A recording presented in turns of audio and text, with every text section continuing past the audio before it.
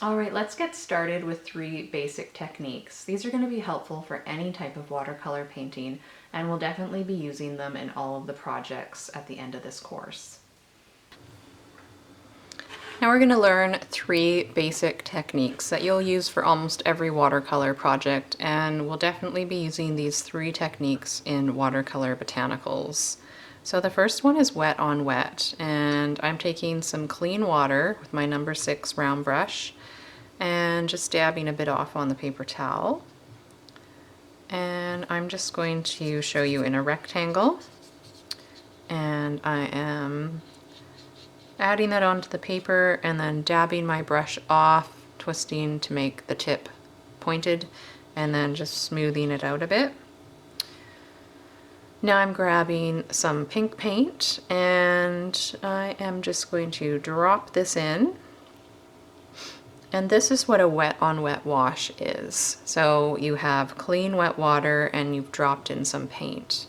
You might do this for just one color, or you might in the same area, like if you're painting leaves or even some flower petals, want to drop in another color. So I'm doing 2 different colors that you can see quite well. And this is going to blend together, and once it dries it'll look a little bit more blended.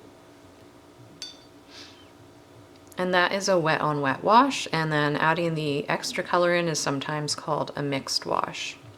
The next technique is wet on dry.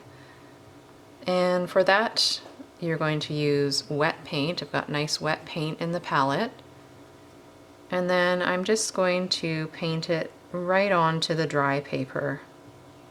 And you see there's a nice amount of water there so that the pigment disperses well. And I'll show you that one more time with the other color. You want to make sure that it's puddly and that it mixes around nicely on the palette so it's wet enough but not super puddly. And then I'm just painting that on. I'm using the side of my brush, as you can see too, not so much like the tip. So for a nice big area in a wash, you can use the side of your brush.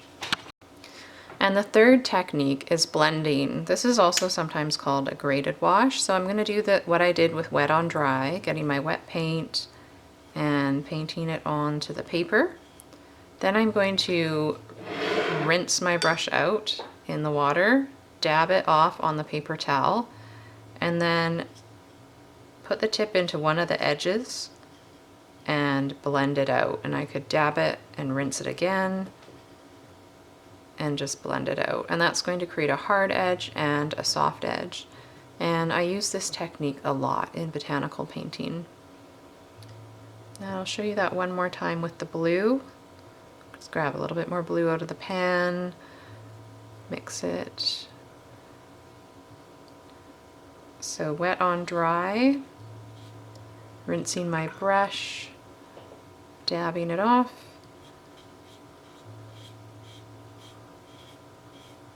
and then blending it. And this color here will actually blend into the clear water a little bit, and it will carry down slightly.